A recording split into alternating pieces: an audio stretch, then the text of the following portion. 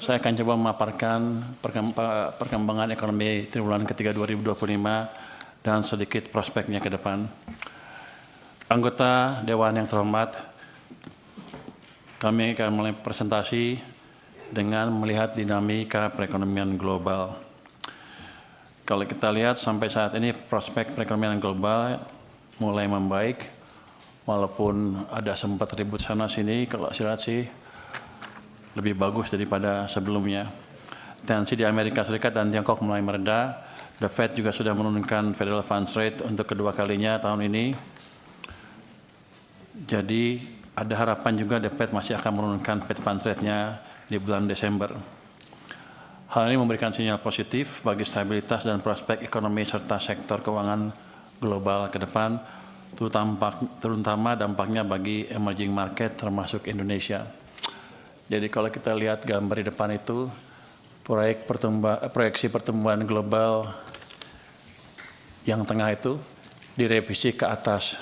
Kalau kita lihat OECD tahun 2025 tumbuhnya 3,2%, mengalami koreksi 0,3% daripada sebelumnya.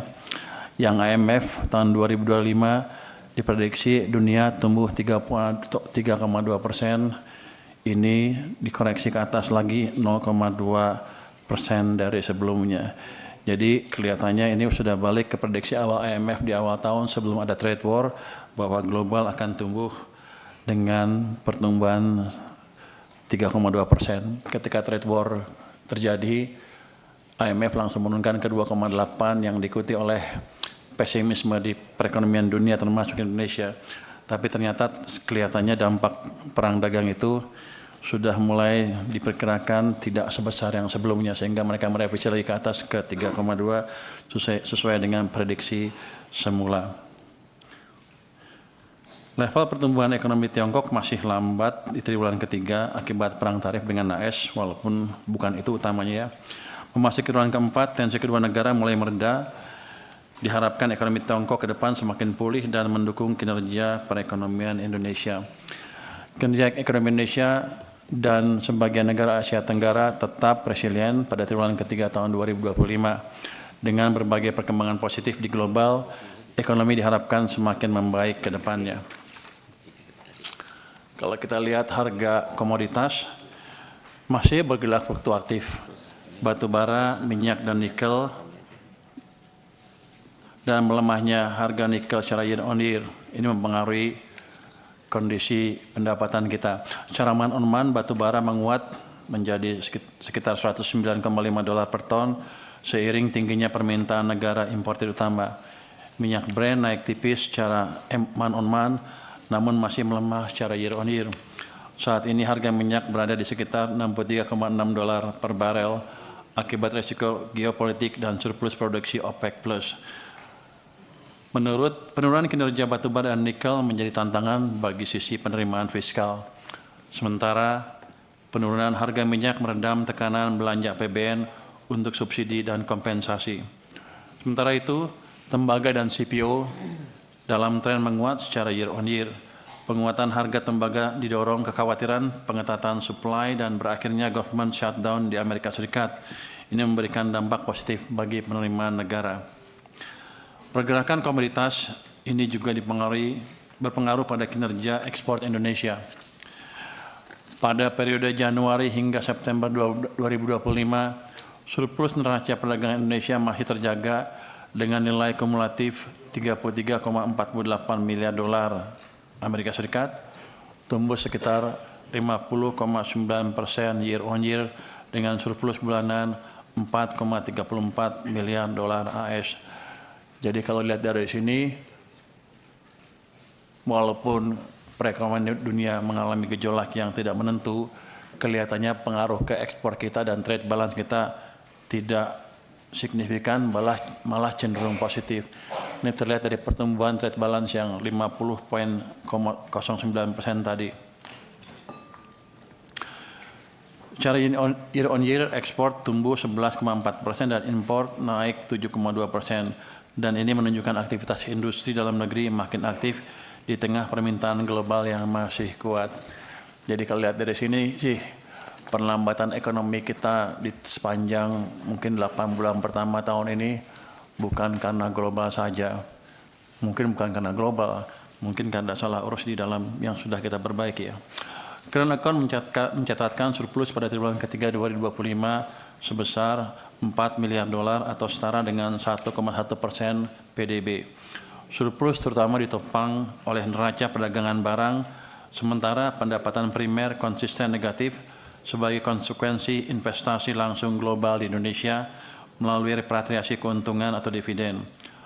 Rasa jasa tumbuh terbatas seiring tingginya perjalanan wisata WNI ke luar negeri dan implikasi jasa freight yang sejalan dengan aktivitas perdagangan Indonesia dengan pasar global.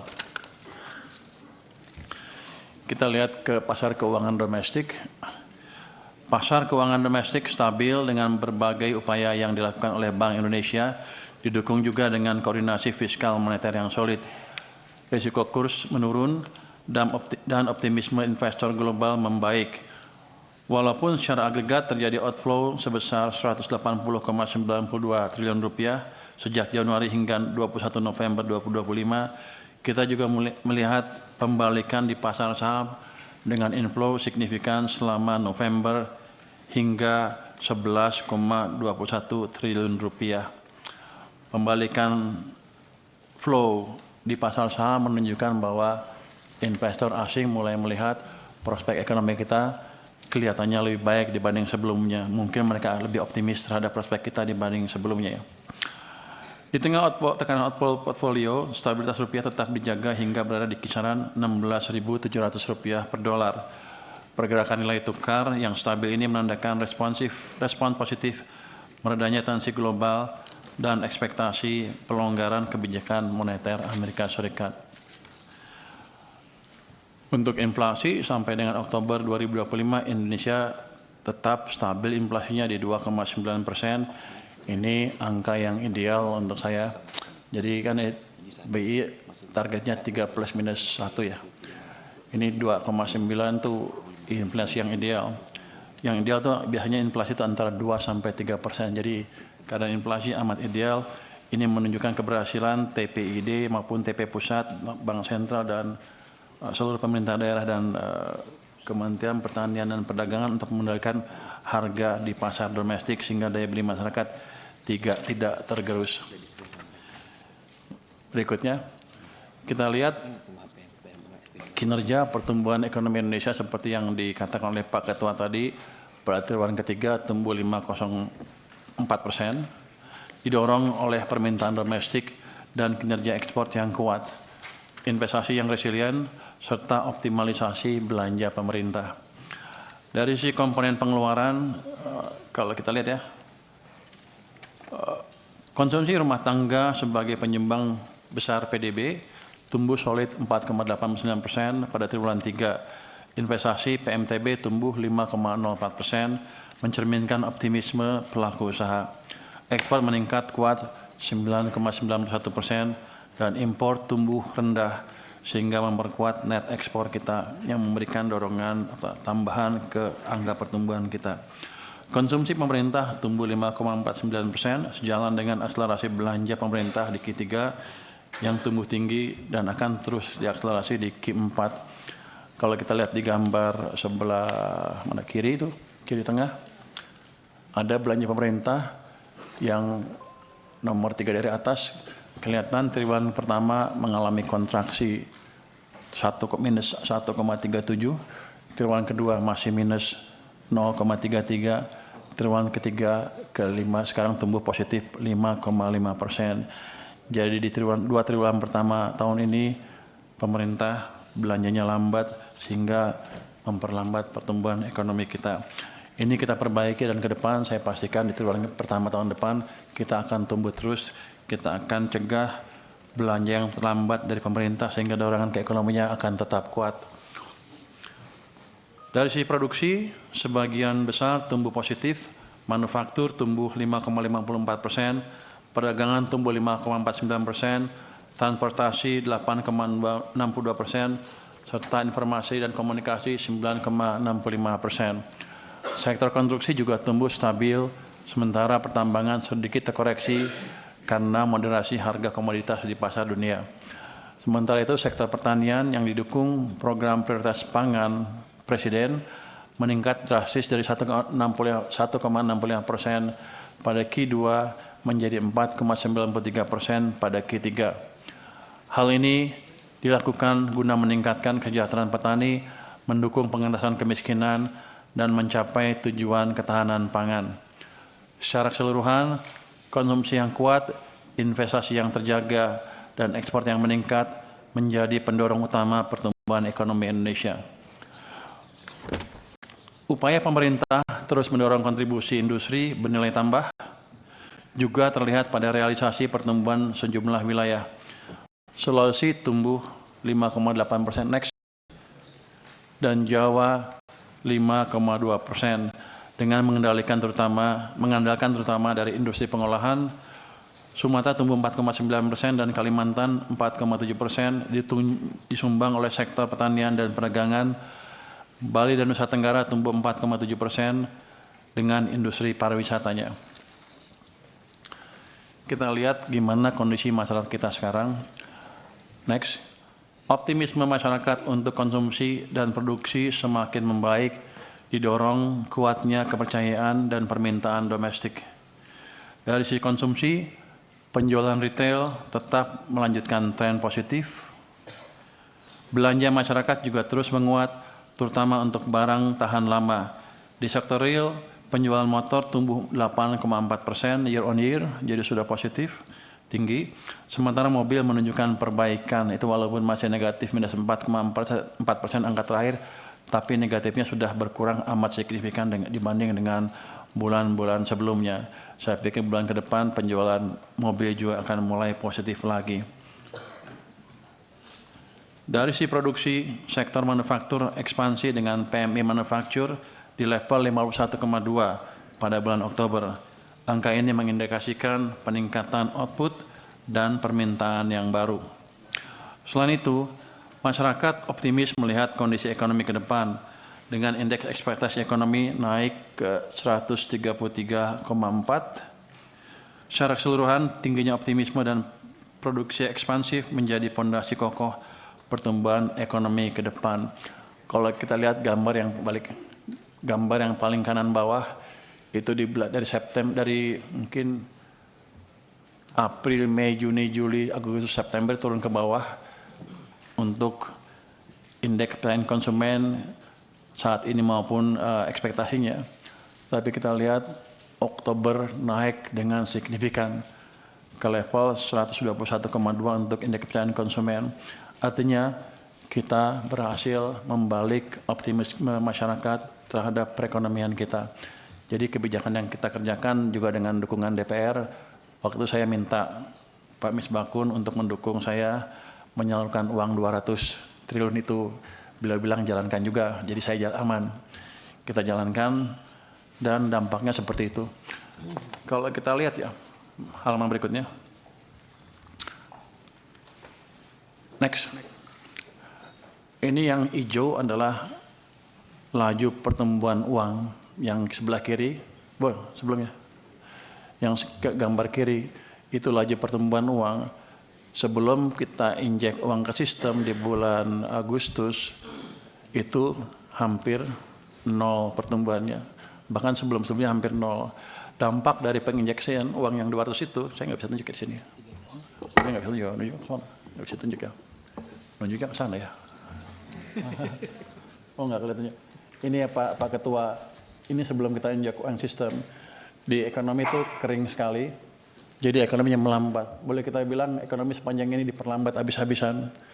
Tapi dengan setelah saya lapor Pak Presiden, dengan dukungan anggota DPR, waktu itu di belakang saya ngomong sama Pak Misbakun sama teman-teman, saya boleh injek uang 200 triliun, bukan injek, pindahkan uang 200 triliun ke sistem. Ini yang hijau naik ke atas. Itu tumbuhnya itu 13% lebih. Cuman di bulan Oktober turun sedikit lagi ke 7,8. Jadi agak kurang minyaknya. Jadi saya sudah dorong lagi ke sistem tambah 76 triliun. Jadi ini harusnya naik lagi ke atas. Jadi ini yang meminyaki ekonomi yang sebelumnya melambat. Tentunya kalau nggak ada dukungan DPR kan pasti saya nggak bisa menjalankan itu juga. Jadi teman-teman mungkin nggak tahu, saya sudah diskusi terus dengan Pak Ketua untuk mengizinkan saya memindahkan uang itu. Dan itu tidak merubah APBN. Jadi saya belum ekspansi fiskal sama sekali. Itu hanya memindahkan uang saya dari perbankan dari BI ke perbankan, yang akibatnya ketika uangnya seperti ini di sistem, itu masyarakat bisa memanfaatkan itu untuk ekspansi bisnis. Dampak yang pertama adalah tentunya bunga turun, suku bunga deposito turun, yang lain-lain juga turun, suku bunga pinjaman juga turun.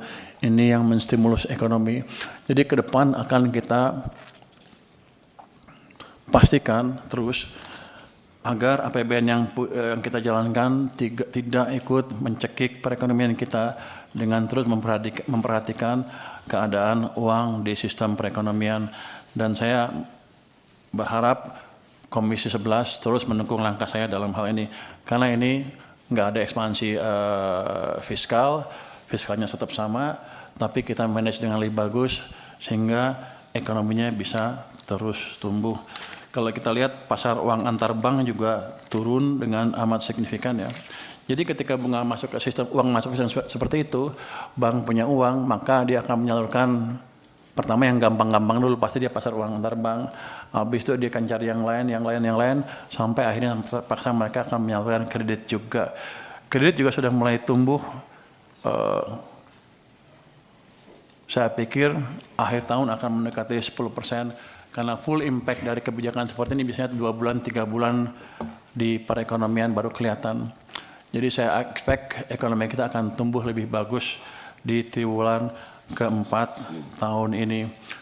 Kalau sebelumnya 5,02 ya, triwulan ketiga, kita expect di triwulan keempat dengan hitungan ini, dengan stimulus ini, dengan stimulus yang lain-lain, BLTS dan lain-lain, kita expect ekonomi kita di triwulan keempat bisa tumbuh 5,6 sampai 5,7%. Kalau itu terjadi, maka pertama, momentum pertumbuhan ekonomi kita sudah berbalik dari melambat ke arah percepatan. Yang kedua, full year ekonomi kita bisa tumbuh sebesar 5,2%. Untuk investor, pasar modal maupun pasar real maupun FDI, arah ekonomi akan menentukan sekali kepada keputusan mereka untuk merealisasikan rencana investasinya. Kalau Anda lihat di pasar saham kan sudah naik cukup signifikan. Mungkin sebagian orang bilang itu ya orang yang punya duit aja yang main di sana. Tapi untuk sebagian besar investor jangka panjang, itu memberi sinyal bahwa ada suatu perbaikan yang positif di sini. Itu sebagai flag pertama bahwa ada perbaikan yang positif di sini. Selama kita bisa menjalankan kebijakan yang terus berkesinambungan, saya pikir ekonomi kita akan semakin bagus, pasar saham akan semakin kuat, dan pelan-pelan investor jangka panjang juga akan masuk. Saya ingin tambahkan sedikit. Satu slide yang di luar ini survei yang dilakukan oleh satu lembaga, itu ada lembaganya tapi ini yang saya bilang indeks keyakinan konsumen terhadap pemerintah. Ini sebetulnya kepercayaan masyarakat terhadap pemerintah, presiden, in a way juga menggambarkan kepada sistem politik kita. Jadi pada waktu kemarin ekonomi melambat, Anda lihat sendiri sini, dari bulan Juni, Juli, Agustus, September, ini turun ke level yang rendah sekali. Itu menggambarkan ketidakpuasan masyarakat ke kita semua, bukan ke saya, bukan kami aja, tapi ke semuanya. Sehingga gampang sekali mereka turun ke jalan. Jadi kalau kita tidak balik ekonominya, kita dalam keadaan yang bahaya, bukan DPR saja, pemerintah juga utamanya. Jadi langkah kita membalik dengan 200 triliun tambah 70 tadi, ini sudah berhasil men-trigger optimisme dan men-trigger sedikit ekonomi kita. Sehingga ketika mereka disurvei lagi, di bulan Oktober sudah naik ke level yang tinggi, di bulan November di level yang ini 118. Ini boleh bilang di level yang tertinggi sepanjang sejarah ini. Artinya Atas dukungan Komisi 11, restu Pak Presiden untuk menaruh uang 200 triliun dan memanage keuangan kita lebih baik, itu saja sudah bisa men-trigger pertumbuhan ekonomi dan membalik arah ekonomi kita, menimbulkan momentum pertumbuhan ekonomi yang baru, sehingga masyarakat sudah puas lagi dengan sistem atau kebijakan yang ada. Kuncinya ke depan adalah kita harus jaga terus momentum perbaikan ini, jangan sampai hilang, sehingga kita bisa menciptakan pertumbuhan yang lebih tinggi lagi. Ketika masyarakat puas ke pemerintah seperti sekarang, harusnya demo akan lebih sedikit ke depan, dan pemerintah bersama DPR tentunya bisa memfokuskan untuk menciptakan pertumbuhan yang lebih cepat, fokus menjalankan program-program yang sudah disetujui oleh DPR untuk memastikan kita bisa menciptakan pertumbuhan ekonomi yang lebih cepat. Kalau yang kita bisa jaga sih, tahun depan kita bisa tumbuh 6% dengan tidak terlalu sulit, saya pikir. Oke, next. Itu ya. Ini untuk update kinerja ekonomi triwulan ketiga tahun 2025, Pak. Tadi berhubung Pak Ketua mengatakan ini adalah untuk update ekonomi, apakah kami harus masuk ke APBN-nya? Mohon petunjuk. Silakan, Pak. Saya lanjutkan. Next. Jadi indikator makro berkembang ke arah yang positif di tengah ketidakpastian global, apalagi domestiknya udah ada perbaikan yang amat signifikan. Pertumbuhan ekonomi triwulan kuartal ketiga tahun 2025 tumbuh 5,04%, masih kuat untuk mempertahankan momentum pertumbuhan untuk mencapai target APBN 5,2%, seperti yang setelah saya katakan tadi. Sementara itu, inflasi hingga Oktober tercatat 2,86%, berada dalam kisaran yang ditetapkan oleh APBN 2,5% plus minus 1. Di sektor keuangan, nilai tukar rupiah bergerak stabil di 16.704 per dolar, terkendali sejalan menurunnya tensi perdagangan global dan ekspektasi pengetatan moneter Amerika Serikat. Nggak harusnya Amerika sebentar akan longgar lagi. Kondisi ini memberikan ruang bagi Bank Indonesia untuk menyusun strategi moneter yang selaras dengan target pemerintah untuk pertumbuhan ekonomi. Orang sering bertanya, kenapa bursanya kuat, ekonominya stabil, kok rupiah melemah. FDI itu perlu waktu untuk masuk ke sini, tapi selama kita bisa meyakinkan bahwa pertumbuhan ekonomi kita semakin cepat ke depan, harusnya investor asing jangka panjang maupun pelaku bisnis dalam negeri akan melakukan ekspansi bisnisnya. Dalam keadaan seperti itu harusnya sih rupiah akan cenderung menguat. Sementara itu yield SBN 10 tahun konsisten menurun, berada di 6,11% sampai dengan 14 November 2025. Penurunan yield di tengah outflow asing menunjukkan dukungan demand dari investor domestik yang kuat.